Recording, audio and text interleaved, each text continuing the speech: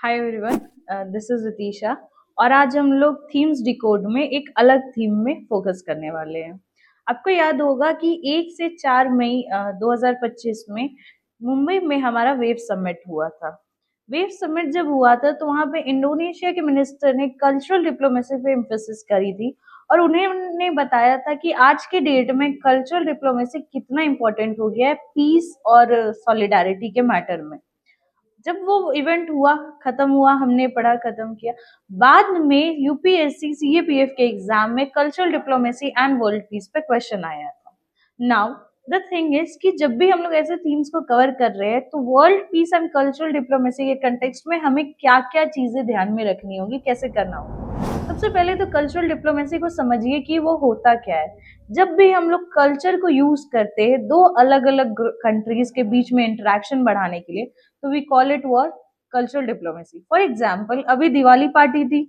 दिवाली जब हुई तो ट्रम्प ने दिवाली पार्टी में एक मैसेज में इंडिया के साथ हो रहे इंटरेक्शन के बारे में डिटेल दिया है। जो अभी हमारे ट्रेड इशू चल रहा है तो उसको भी उन्होंने वहां पे डिटेल में बात की। तो इस तरह से उन्होंने दिवाली का इस्तेमाल किया, किस लिए? इंडियंस को हैप्पी दिवाली विश करने के लिए और डिप्लोमेटिक सेंस में दिवाली को यूज करने के लिए। This is what we call cultural diplomacy, कि एक दूसरे के कल्चर के थ्रू हम जो है इंटरनेशनल लेवल पे कनेक्शंस बना रहे हैं। तो ये हो गया हमारा कल्चरल डिप्लोमेसी।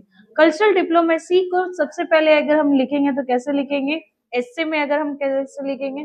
डिफाइन किया कल्चरल डिप्लोमेसी को, जैसे मैंने किया था। अब इसको कनेक्ट कीजिए कि कल्चर कैसे लिंक करता है वर्ल्ड पीस के कंटेक्स्ट में, कैसे एक दूसरे के सॉलिडारिटी में हेल्प करता है। हम लोग जब एक दूसरे के कल्चर को सेलिब्रेट करते हैं, एक फ्रेंडलीनेस बनता है, एक लिंक बनता है। तो ये सारी चीजों को डिटेल कीजिए।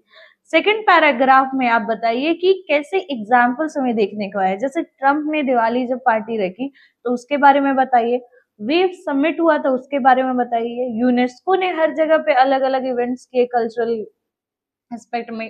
क्यों किया है? डिप्लोमेसी के लिए ही किया है ना। तो उन सारी चीजों को बताइए। और सेकंड पैराग्राफ बहुत सारे एग्जाम्पल में भरिए ताकि सामने वाले को लगे कि आपको करंट इवेंट जितने भी हो रहे हैं इसके बारे में पता है।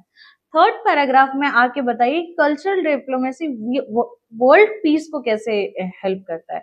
इसमें सबसे पहले क्या पॉइंट होगा कि इंट्रैक्शन बढ़ता है, दूसरा टॉलरेंस बढ़ता है, फेमिलियरिटी बढ़ती है, उसके साथ साथ एक प्रॉपर बेस बनता है जहां पे दो अलग अलग ग्रुप्स, दो अलग अलग कंट्री के ग्रुप्स जो है वो इंटरेक्ट करेंगे, आपस में बात करेंगे, आपस में वो सेलिब्रेशन का पार्ट बनेंगे। और इस सेलिब्रेशन का पार्ट में सिर्फ और सिर्फ फेस्टिवल्स नहीं, बहुत बार फूड होता है, बहुत बार रिलेशनशिप्स होता है, मैरिजेस होते हैं। लेकिन ये सारी चीजें कल्चरल डिप्लोमेसी की पार्ट होती है। उसके बाद चैलेंजेस के बारे में बताइए। चैलेंजेस में सबसे पहला क्या होगा कि जो रेसिज्म बढ़ रहा है तो वो सबसे ज्यादा कल्चरल डिप्लोमेसी को हैम्पर कर रहा है। आपने बहुत सारी सीरीज ये सब में देखा होगा कि जो इंडियन अमेरिकन है उन्हें इसलिए ट्रोल किया जाता है कि आपके खाने से स्मेल आ रही है। तो इस तरह से कल्चरल डिप्लोमेसी को लेके इनटॉलरेंस है लोगों के बीच में, वो हमारी सबसे बड़ी दिक्कत है। तो इनटॉलरेंस, जब चैलेंजेस के बारे में बात करें तो हम इनटॉलरेंस के बारे में बात करेंगे।